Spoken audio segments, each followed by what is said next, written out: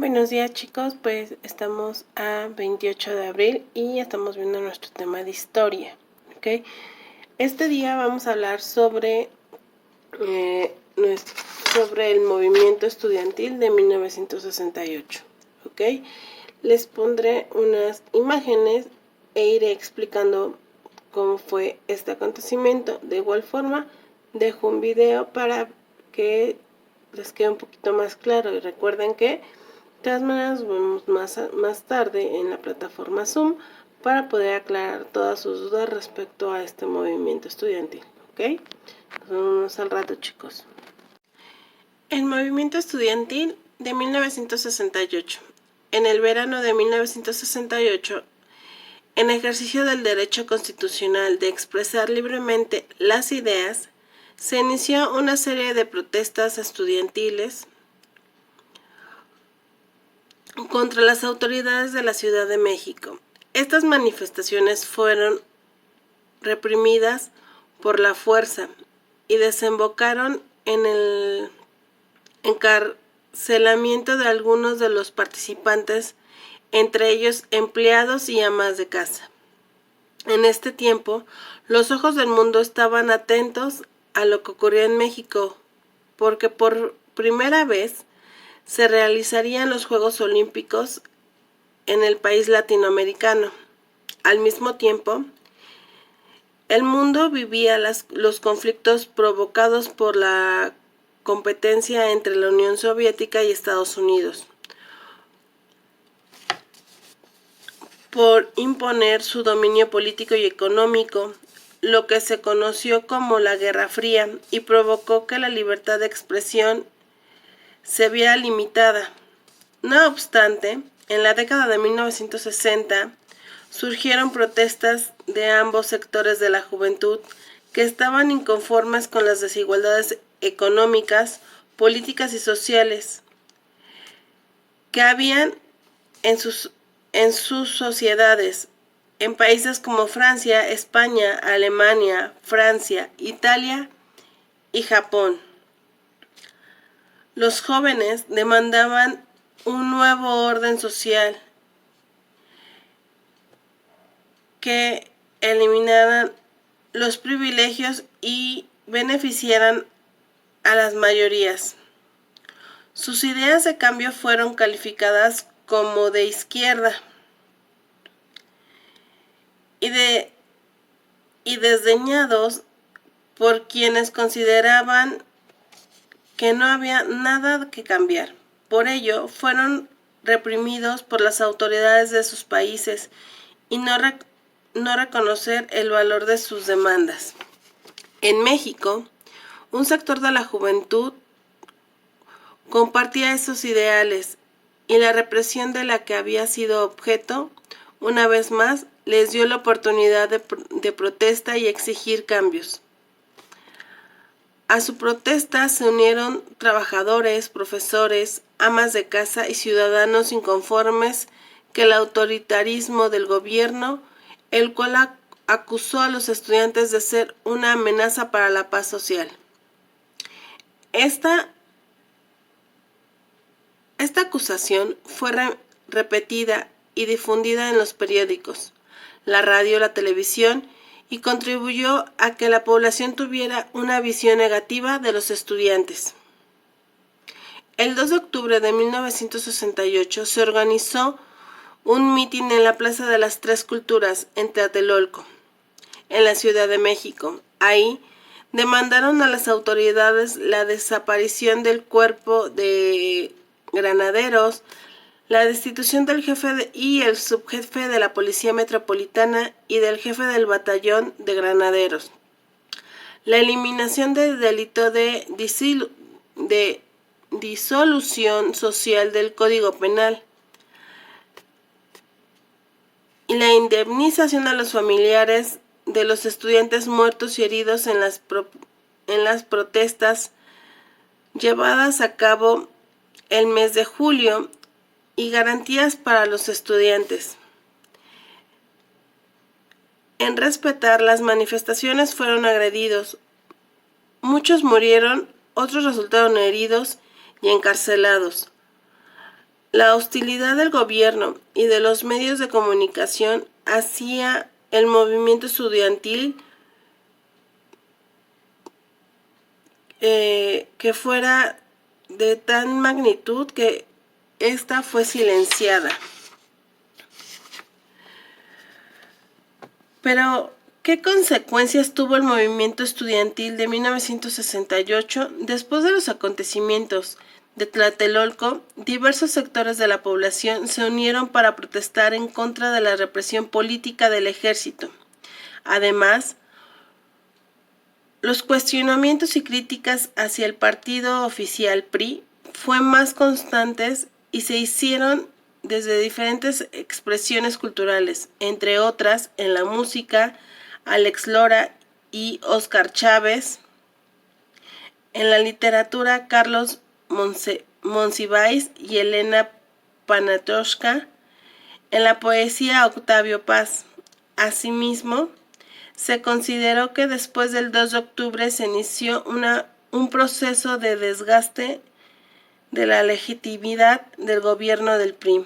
Otros movimientos posteriores, como guerrillas, sindicatos, partidos de oposición, etc., contribuyeron con su lucha a la democratización del país y a la alternancia en el gobierno. Como veremos,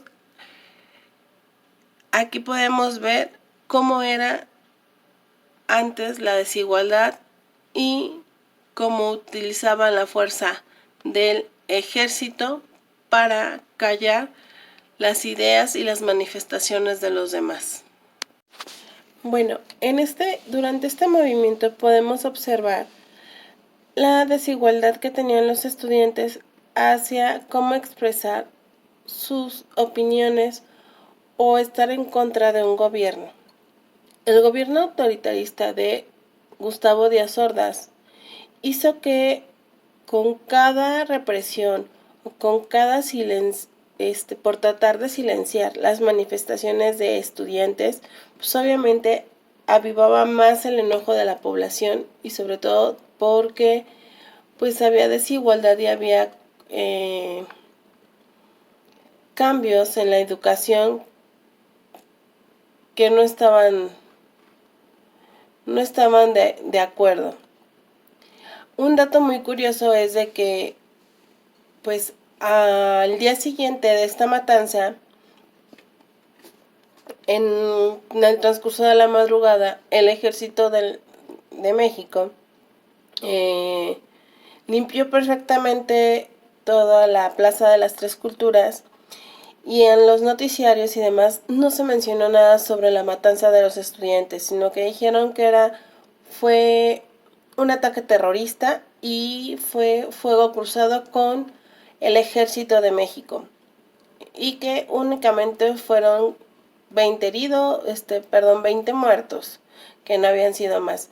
Entonces,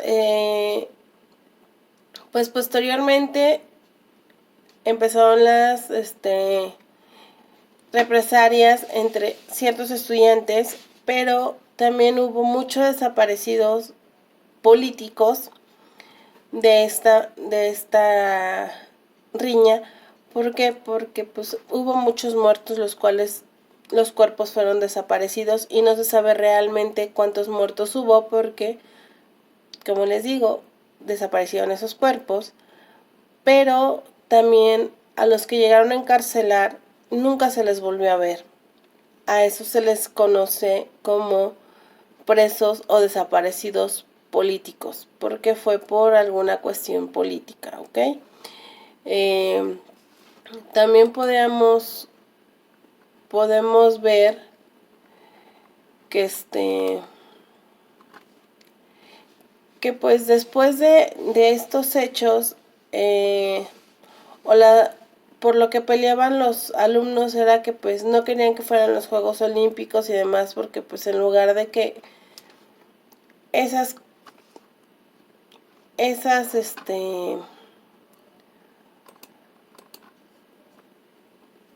presupuestos o lo que podían dar en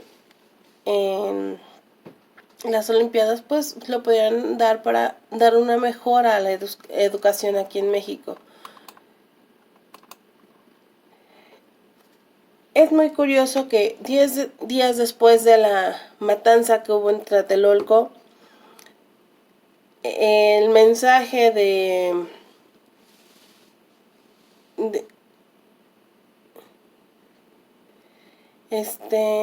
después de todo esto que surgió o que hubo durante el movimiento,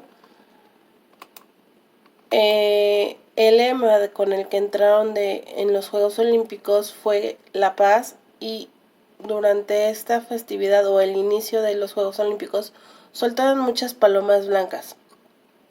Algunos estudiantes, pues todavía demostrando su inconformidad hacia lo que había pasado, hicieron volar un papalote en la forma de una paloma, pero esta pues una paloma negra, que pues representaba lo que había pasado en Tlatelolco 10 días antes.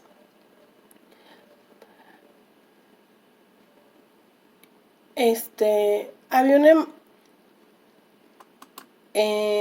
Octavio Paz en ese entonces estaba como embajador de la paz en la India. Cuando se enteró de este acontecimiento,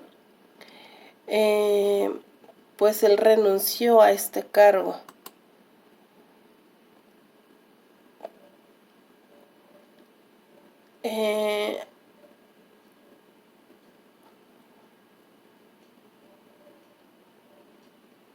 Un año después de todo lo que pasó y demás, en el informe de gobierno que fue el 1 de septiembre de 1968, Gustavo Díaz Ordaz pues enfrentó o reconoció todo lo que había pasado en ese momento. Dijo que él se hacía responsable de todas las decisiones que había tomado el gobierno con respecto a todos los acontecimientos que surgieron en el 68. Entonces, aquí, pues desde aquí podemos ver todo lo que pasó o toda la inconformidad que hay desde ese entonces con el Partido Revolucionario Institucional, que es el PRI. Ok, entonces los voy a dejar con el siguiente video para que les quede un poco más claro. Si no, de todas maneras ya saben que al ratito nos vemos en la plataforma Zoom para seguir hablando de este tema. Es algo muy interesante y es algo que pues es de la cultura mexicana y que está muy presente dentro de la vida de todos los estudiantes, tanto del UNAM como del Instituto Politécnico Nacional, el 2 de octubre. La historia de un movimiento que puso en evidencia a un régimen autoritario y a una población cansada de ser ignorada. Una lucha por justicia, libertades y la exigencia por un mejor gobierno. Toda una transformación que hizo tambalear a un régimen y terminó en tragedia. Esta es la historia del movimiento estudiantil de 1968. En todo el mundo, la década de los 60 estaba marcando un cambio radical en cuanto a los deseos de las sociedades y su forma de pensar. Las dos guerras mundiales habían quedado atrás y las nuevas generaciones experimentaban un mundo de posibilidades renovadas. Ya las formas del pasado, rigurosas y anticuadas, eran vistas como un freno para una juventud que quería experimentar y cambiar las cosas. Estamos hablando de un destrampe bien loco. La nueva música, la psicodelia, el consumo de drogas, la liberación sexual y el movimiento hippie fueron algunas de las manifestaciones de esta transformación. ¡Llegó nuestro momento! Y sobra decir que estos cambios no tenían nada contentas a las generaciones de adultos que buscaban un mundo más estricto y ordenado. No nos tiene muy contentos. Es más, nos tiene escandalizados. Y en México no fue la excepción. De hecho, el contraste con una sociedad como la nuestra debió haber sido especialmente duro. En México existía un régimen duro y autoritario encabezado por el PRI, una estructura que desde el final de la Revolución Mexicana mantenía el poder. Las libertades eran mínimas y el control del gobierno era casi absoluto. Por supuesto que no había lugar para los jóvenes y sus nuevas modas. No sé cómo te atreves a vestirte de esa forma y salir así. En mis tiempos todo era elegante, sin greñudos y sin rock. Tú no entiendes, papá. Son los 60, el cambio, la revolución. ¡Forever! Pero desgraciadamente la chaviza mexicana tuvo la mala suerte de coincidir con el presidente más prefecto de secundaria que ha tenido la historia de México, Gustavo Díaz Ordaz. A ver, muchachito loco, bájese esa camisa y a cortarse las greñas. Díaz Ordaz venía de una familia de políticos y burócratas. Era abogado y en 1964 fue nombrado presidente de la República. Era un hombre serio que tuvo éxito en la administración pública y se enfocó en el desarrollo económico del país. Y también hay que mencionar... Y no es solo por hacer el chiste fácil. Estamos hablando de un hombre al que incluso su mamá le decía que era especialmente feo. Pero que pareces un chango hocicón, y te lo digo yo, que soy tu madre. Todo su aspecto lo perseguiría toda la vida. Nada raro que anduviera siempre de mal humor y con pésima actitud. Pues muy feo y lo que quieran, pero soy el presidente y voy a pasar a la historia. Soy el hombre más poderoso de México. Pues igual sigues estando... Seriecito como era Díaz Ordaz, tenía facilidad para la crueldad, el autoritarismo y la represión. Entre 1964 y 1965, Díaz Ordaz aplastó por la fuerza movimientos sindicales de médicos que buscaban mejores oportunidades laborales. Y durante el 66 mandó tomar militarmente las universidades de Morelia y Sonora, ante reclamos estudiantiles sobre violencia y autoritarismo. Aquí nadie se me sale del guacal, ¿eh? Todo ordenadito y limpio, que nos vean como un país bien portado, aún más que ya se vienen las Olimpiadas. Oh, sí, porque en el 68 se iban a celebrar las primeras Olimpiadas en México y el gobierno lo veía como una oportunidad para mostrar a México como un país unido, tranquilo y sin problemas internos. Aunque claro, eso estaba lejos de ser la verdad. Y como suele suceder con estas cosas, todo comenzó con un evento de lo más random. El 22 de julio de 1968, estudiantes de la vocacional número 2 y 5 y una prepa de la UNAM se enfrentaron en un juego de fútbol americano que acabó en pleito. A las pocas horas intervino la policía, pero en vez de un acercamiento de lo más natural... Es solo un pleito de jóvenes, hay que ayudarlos a que se serenen y que se arreglen entre ellos. El gobierno tomó un enfoque diferente. Que los polis se metan a sus escuelas y los agarren a macanazos. La represión fue violenta y desmedida. La policía golpeó jóvenes y maestros. Sembró así la semilla para un levantamiento mayor. El 26 de julio, alumnos de la UNAM y del Politécnico organizaron marchas para denunciar la violencia del gobierno. Y el gobierno respondió con más violencia. La situación puso en alerta al presidente y a su entonces secretario de Gobernación. Control. No sé cómo se atreven a vestirse de esa forma y salir así. En mis tiempos todas las mujeres eran serias, no había rock. Ya sé, yo recuerdo mi generación, era decente y muy formal. Hay que hacer algo. ¿Quiere decir bazooka? Me gusta. Para detener las revueltas, el 30 de julio el ejército tomó varias de las prepas y vocacionales de la ciudad, incluyendo la Prepa 1 en San Ildefonso, donde los hombres del gobierno se abrieron paso reventando una puerta con una bazuca. Y adivinen qué, eso solo avivó el conflicto. A la comunidad estudiantil se sumó una sociedad indignada por la represión. En ese momento comenzaron a organizarse más escuelas y movimientos políticos en busca de resolver demandas generales hacia un gobierno que consideraban corrupto, ineficaz y violento. En agosto se creó el Comité Nacional de Huelga y surgieron en toda la ciudad distintos movimientos para buscar adeptos, recaudar fondos y continuar con las manifestaciones. El 27 de agosto el movimiento llegó a su cumbre con una manifestación masiva y plantón frente al Zócalo. Los jóvenes pedían la cancelación de las Olimpiadas y la derogación de los artículos que permitían al gobierno disolver manifestaciones políticas. También pedían garantías de libertad y justicia. Y todo con muchas tensiones. No todos eran tan creativos. El mitin se volvió una fiesta. Los estudiantes creían haber triunfado frente al autoritarismo, pero en la mañana siguiente enfrentaron la realidad, porque cuando se abrieron las puertas del Palacio Nacional no salió el presidente, sino un montón de tanquetas. Era claro que el gobierno no quería dialogar y que veía en las manifestaciones un desafío. Díaz Ordaz se pronunció al respecto en el informe presidencial del 1 de septiembre. Hemos sido tolerantes hasta excesos criticados, pero todo tiene un límite y no podemos permitir ya que se siga quebrantando irremisiblemente el orden jurídico como a los ojos de todo mundo ha venido sucediendo. Eso es exactamente lo que hubiera dicho un prefecto de secundaria. A partir de entonces, la situación escaló.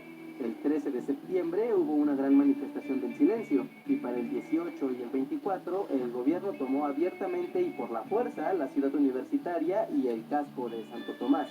La gran mayoría de los líderes del movimiento fueron perseguidos y encarcelados, pero eso no detuvo a los estudiantes. Se convocó a una manifestación el 2 de octubre de 1968 en la Plaza de las Tres Culturas, en Tlatelolco, Ciudad de México. Los jóvenes se reunieron justo en este espacio para escuchar a sus líderes y continuar su lucha de forma pacífica. Todo parecía ir bien, hasta que aparecieron unos hombres misteriosos aquí y allá.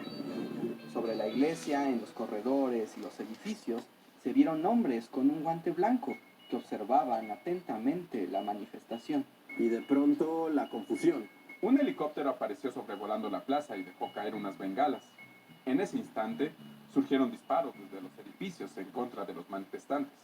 Al mismo tiempo, por las ruinas llegó el ejército. Iban a capturar a los líderes del movimiento, pero con los disparos misteriosos todo fue un caos. Nadie sabía bien qué estaba pasando, pero los disparos cobraban una tras otra las vidas de los manifestantes. Más de 2.000 personas fueron detenidas y llevadas al campo militar número 1. Algunos fueron encarcelados y otros no se volvieron a ver. Uno esperaría que una escena tan violenta se convirtiera en la noticia principal de la nación, pero al día siguiente, nada. Hubo una censura completa de lo ocurrido. Tlatelolco fue cerrado y limpiado en la madrugada del día 3. Los muertos habían desaparecido. La prensa cayó por completo y la nota del día fue: Hoy fue un día soleado. Sí. No hubo masacres de estudiantes ni nada. No, señor. Todo es alegría y felicidad. La versión oficial dijo que el conflicto había sido entre misteriosos terroristas y el heroico ejército, con apenas una veintena de bajas, casi todos valientes soldados. Pero años más tarde conoceríamos la verdad. Los misteriosos atacantes eran miembros del Batallón Olimpia, un grupo militar creado por el gobierno y compuesto en buena parte por miembros del Estado Mayor Presidencial. Es decir, militares de alto rango vinculados directamente al presidente. Los hombres del guante eran militares disfrazados que tenían el objetivo de matar estudiantes y disparar al ejército por igual, para sembrar el caos y la confusión. Los soldados atacarían así a los manifestantes en defensa, provocando una ola de violencia y matanzas. Aún se discute qué tan enterado estaba el ejército de esta táctica del Batallón Olimpia, aunque el resultado es el mismo. En el fuego cruzado, intencionado o no, se asesinó a los manifestantes. Se trató de una artimaña orquestada desde la más alta esfera del gobierno. Incluso el día de hoy no sabemos cuántas fueron las víctimas, porque el ejército desapareció los cuerpos y no se volvió a hablar del asunto. Tlatelolco se convirtió en un símbolo de la opresión del gobierno y en un escenario para recordar la masacre. Y qué ironía que justo aquí mismo se encuentra un Zompantli azteca, sede de sacrificios. Cínica y autoritaria, el gobierno de Díaz Ordaz salió con la suya. El movimiento estudiantil desapareció por completo y de forma paradójica las Olimpiadas se llevaron a cabo con éxito. El asunto se convirtió en un silencio a voces. Personajes como Octavio Paz y Lázaro Cárdenas se manifestaron en contra del actuar violento y autoritario del gobierno. Un año después, el presidente Díaz Ordaz puso punto final al asunto, aceptando la responsabilidad de un acontecimiento que nunca aclaró. Dejemos atrás el 68, ya pasó y yo me hago responsable de todo. Lo hice muy bien, salvé a México y Echeverría no tuvo nada que ver. Nada les digo. Ahora voten por él en las próximas elecciones. Hijo, en serio eres bien feo. Ordaz mantuvo esta versión hasta su muerte en 1979, a causa de cáncer de colon.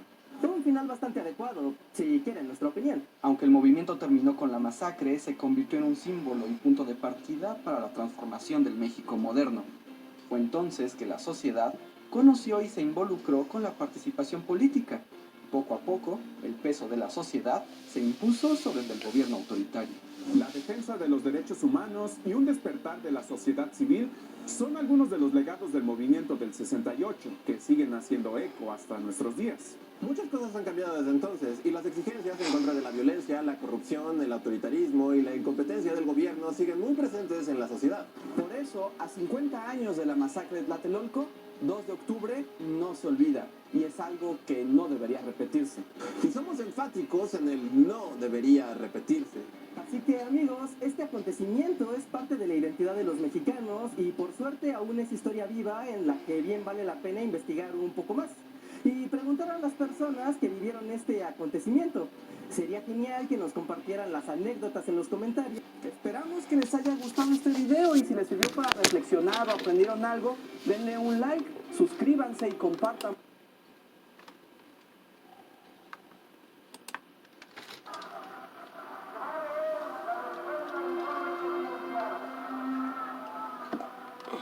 El 2 de octubre se reunieron entre 5 y 10,000 personas.